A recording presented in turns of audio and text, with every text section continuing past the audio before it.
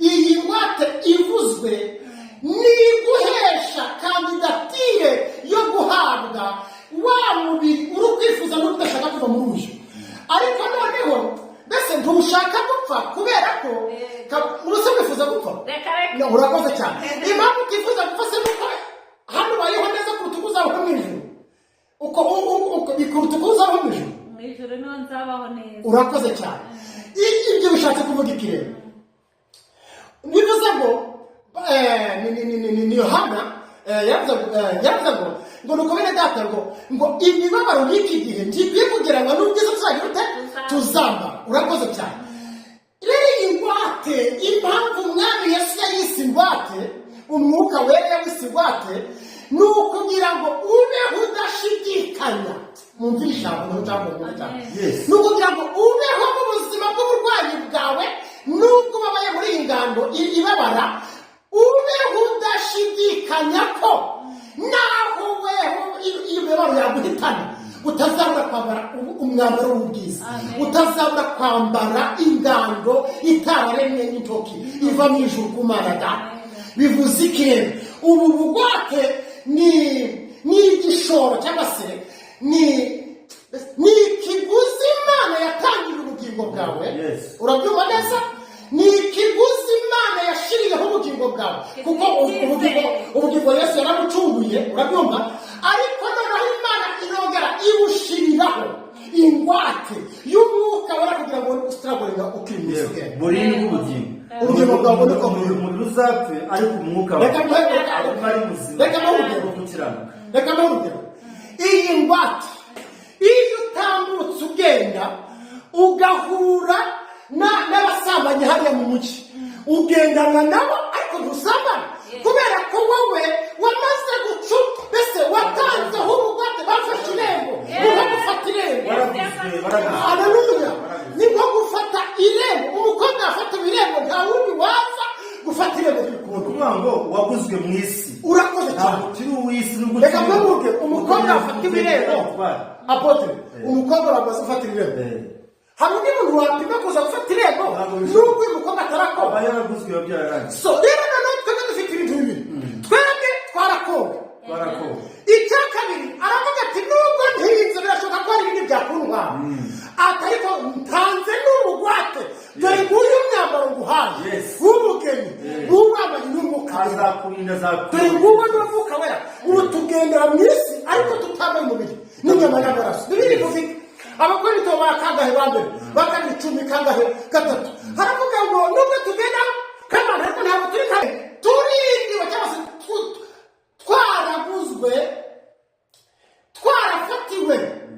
twarafatiwe ikibanza ku rwego rutuma twebwe nta wundi muntu wapfa kukuza yinjira muri sisiteme yawe. Imana ifashe cyane. Tubwira abantu bashaka ingwate kuko igihe nta ngwate iraboneka bari mu kaga.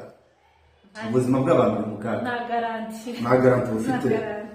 Aha, tugiye kure dutanga umuti rero. Yego. Tugiye kureba nabwo musoma amagambo ko igihe cyadufashe. Tugiye kureba ibyaha bikorerwa umwuka wera. Icyambere ni uguteza umwuka w'agahinda bifite 30. Mugateza umwuka w'agahinda washyira ku biki ingwate kujya ku munsi wo gucungurwa. Icya kabiri guteza umwuka w'agahinda kubeshya no kugeza umwuka wera. Safina nayo murazi ko bapfuye bagerageje iki umwuka wera ni ijambo ry'Imana. Wowe twumva rero rekera kubeshya, rekera kwisumbira Imana, rekera no kugeza Imana kubera ko biri mu byaha bikorerwa umwuka wera. Cya gatatu ni ukugomera umwuka wera, rebellion against the Holy Spirit. Kugomera umwuka wera. Umwuka akavuga ngo kora kino kintu ntugikore kandi ubushake bw'Imana bose. Umwuka wera ngo ndemezo kora bino bintu ariko simbikore kandi ubushake bw'Imana nabumenye. Icyo gihe mbangomeye Imana rero ni icyaha gikorerwa iki umwuka wera. Cya gatatu ni ukuzimya umwuka wera kuba mvuga iby'Imana wowe ukavuga ngo ndayibona unkoresha uceceka ngo imbaga zikorera musizi Imana nizo abadayimoni utabwiwe n'umwuka w'Imana atari umwuka ubikubwiye. Nabangiye guhanuka ukanzimya ukamuza guhanura, nangiye kwigisha ukuri ukamuza kwigisha, urimo urazimya umwuka w'Imana. Ibi byose byo bishingiye bigwiriye nibyo bivamo icyaha cyo gutuka umwuka wera rero. Ikindi ni ugutegereza kuvuga nawe umwuka wera, kumusebya ariko gutuka umwuka wera ngo urimo urakoreshwa na Zibabu yabwiye Yesu, murabyibuka. Ibi byaha nibyo byaha bikusanya bikaba igitutsi ku mwuka, bikaba igitutsi cya nyuma, ibyo bita ngo finality sin, ni icyaha cya nyuma tutababarira. Unpardonable sin, pardon yumva tuza pardon, unpardonable sin ni icyaha kitihanganirwa mu gihe cya none no mu gihe kizaza. Hanyuma tugiye kureba intambwe zisabwa aho usoreje umuntu yatera kugira ngo nuyuzure umwuka wera. Wafasha ngaho ngasobanukirwa neza. Hari uwatuka umwuka wera ariko atamenye ibyo ari byo. None se kubera ko umuntu ashobora gukora bya bitangaza ukavuga ati hari ni Satani ukoresheje, kandi nuko utanabisobanukiwe kandi biratugoye. Ni gute turi kumenya wakoreshejwe n'Imana? Nakumvise dore ibintu bine bisaba ko umuntu atusa umwuka wera, bine bikomeye cyane ngira ngo n'abatukukiye muri Afurika no ku mugabane wa Amerika babyumve, n'abanyarwanda muri rusange. Icyaha bita blasphemy observation, byo kureba isesengura ry'uburyo umuntu ashobora gutuka mu mwuka wera. Icya mbere, it is a calculated sin. Dasubiramo, calculation, it is a calculated sin. Ni icyaha cyabanje kujya mu mibare, gukarikira. Babyumvise neza, ni ugukarikira. It is a calculated sin. Ni icyaha gikozwe harimo gutegura no gushyira mu bikorwa, ukabikora ubizi kubera ubugome bwawe. Icyaha nkana icyo ni icya mbere. Icya kabiri, it is a sin of knowledge, not ignorance but a sin against spiritual knowledge and right. Baravuze ngo ni icyaha ukoranye ubumenyi, ubizi ufiteho ubumenyi ubuzi kandi ubusobanukiwe, atari ubujiji. Ni icyaha gikorerwa ubumenyi buhagije bw'umwuka ufite, usobanukiwe neza. Uyu wa gatatu batanze umurongo wa Heburayo 10:26. Niba dukora ibyaha nkana tumaze kumenya ukuri, nta kindi gitambo kiba gisigaye usibye utugezanya ubwoba no gucibwa n'iteka. Ikindi, it is the sign of heart, not merely intellect and tongue. Ngo ni icyaha gisashimwe cyane. Iki ni icyaha cyo mu mutima, cyakoze mu mutima. Ntabwo ari icyaha cyo kuvuga amagambo menshi, no. Ntabwo ari icyaha cy'uko umwumvise ukasobanukirwa, no. Ni icyaha cy'umutima. Ibi byaha nibyo byitwa gutuka umwuka wera rero. Ntabwo wabyuka ngo ucikwe ngo kubera ubujiji, ntabwo rero umuntu wese ufite gutuka umwuka wera n'umuntu ufite ubumenyi kuki ndasobanukiwe. Ni ukuvuga ngo niba mvuze ngo uriya muntu ntakoreshwa n'umwuka w'Imana, mfite ibimenyetso ko akoreshwa n'umwuka w'Imana, ariko ndabyirengagiza, icyo gihe ahubwo nawe urahishuriwe ko umwuka arabikwemeje. Icyo gihe uritonda.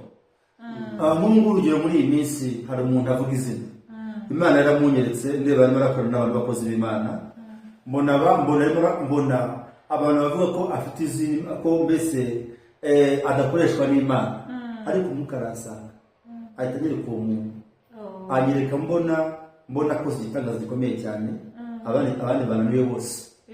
Imana yerekana yuko ari umwuka umwe ute umukoresha. Bivuze ngo iyo nzajya gutinya kuvuga ngo ni izindi imbaga zimuri inyuma, bavuze cyane kandi Imana yamaze kumwishurira uko cyane gututse umwuka directeur. Ndasobanukiwe.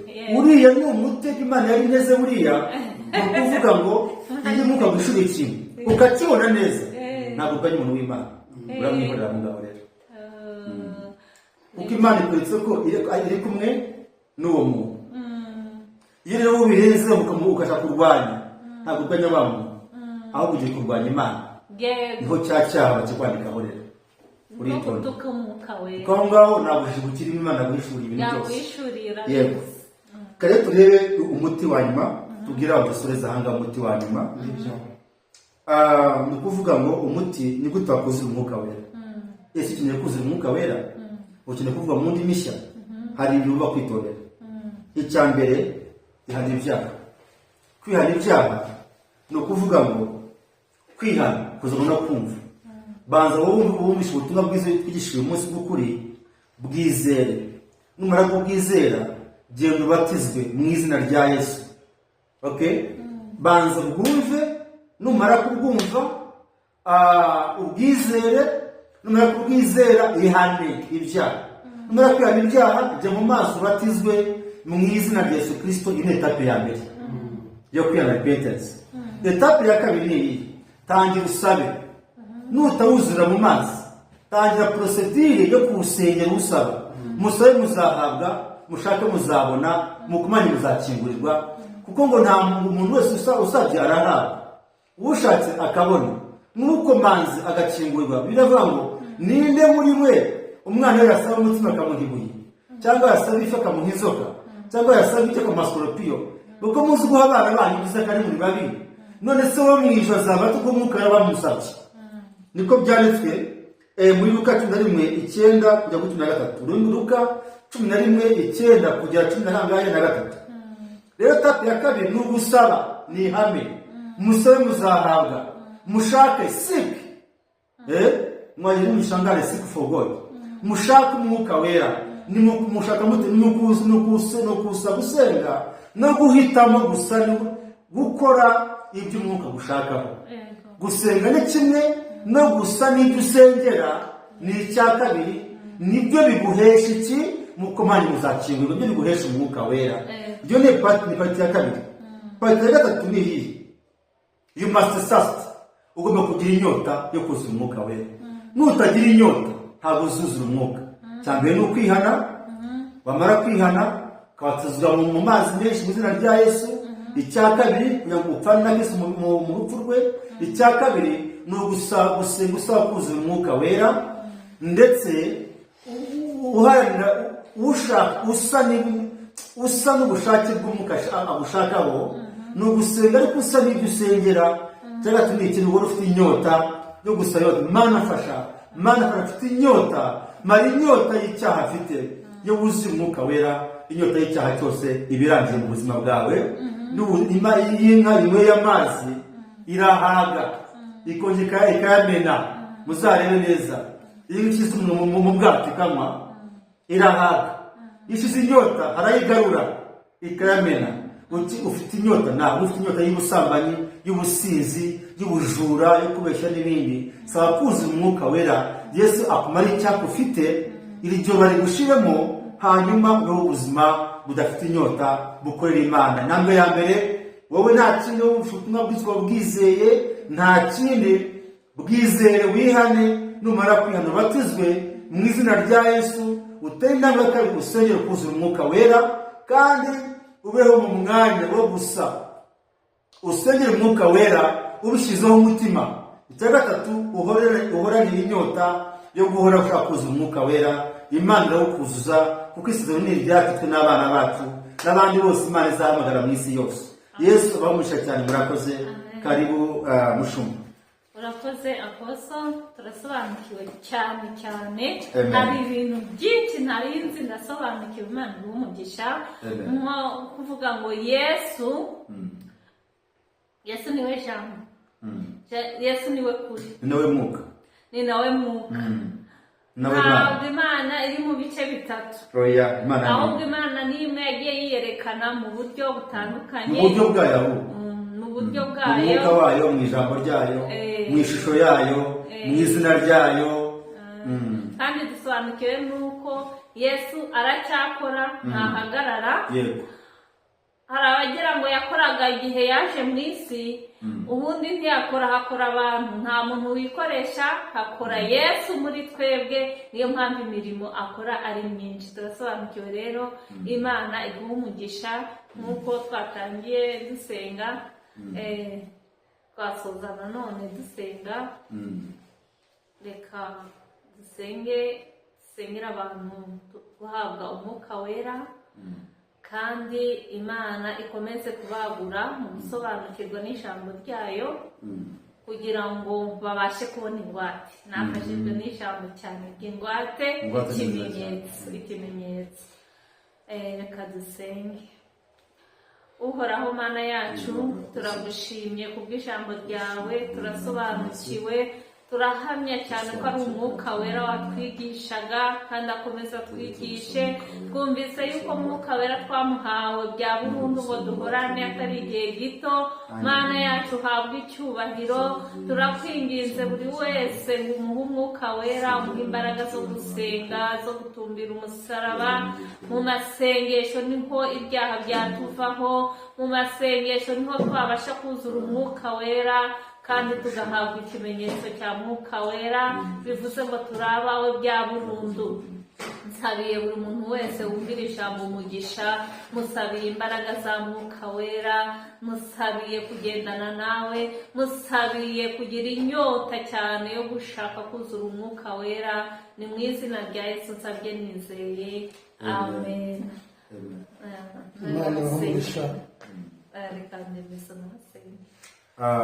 Data mu izina rya Yesu Kristo, nyakubahwa umwami wacu w'ikirenga, byiringiro byacu bizima, Imana imwe rukumbi, umwuka wera, ijambo anayo Mana yacu y'ukuri, kuva mu itangira mu byahishuwe, urefo na mumenga itangira n'iherezo, nta uzajya kwa Data utamujyana. Mwami turagushimira ubwigisho twigishije, twaye umwanya munini ariko ufashe abanyarwanda, ufashe abari mu mugabane w'Uburayi, umugabane wa Afurika, umugabane wa Amerika, wa Aziya, wa Europe, abantu bamenye ukuri kw'ijambo ry'Imana. Ufasha abantu mwami ubaha ingwate y'umwuka wera wadushyiriyeho kujya gucungwa ku munsi wo gucungwa kwacu. Wuzuza abantu umwuka wera kandi byemezwe no kuvuga mu ndimi nshya, kandi babatuze mu izina ry'Umwami Yesu kugira ngo babashe kwinjira mu rupfu rwa Kristo. Saye bose umugisha rero, natwe Uwiteka turi hano duhe umugisha, tugirire neza, twambike imbaraga turagabanyukiye mwami, izi mbaraga zawe ziragabanyuka cyane. Wongere twuzuza imbaraga, wongere wuzuze imperezo yacu, dushyire ku murongo w'ubushake bwawe, ubu murongo w'ubuzima bwa Yesu. Urakoze Uwiteka rero ko tugiriye neza, kubw'ubwami n'ubushobozi n'icyubahiro ari ibyawe none iteka ryose, amen. Amen. Imana iguhe umugisha, kandi dukeneye komenti, dukeneye ko mutubwira ibindi bibazo bihari tugafatanya, namwe mutubwire uko mwabyumvise, namwe musesengure, mutubwire, mubaze n'ibibazo, ubutaha tuzasobanure ibyo bibazo byawe. Nk'uko icyuma gityaza ikindi niko umuntu atyaza mugenzi. Dukeneye kumva ibyo umwuka wera yabunguye, natwe tukaboneraho, natwe icyo umwuka wera yatubwiye tugatyazanya, tugakomezanya muri uru rugendo. Nta umuhanga muri byo, ahubwo twese turuzuzanya. Imana ibahe umugisha. Amen.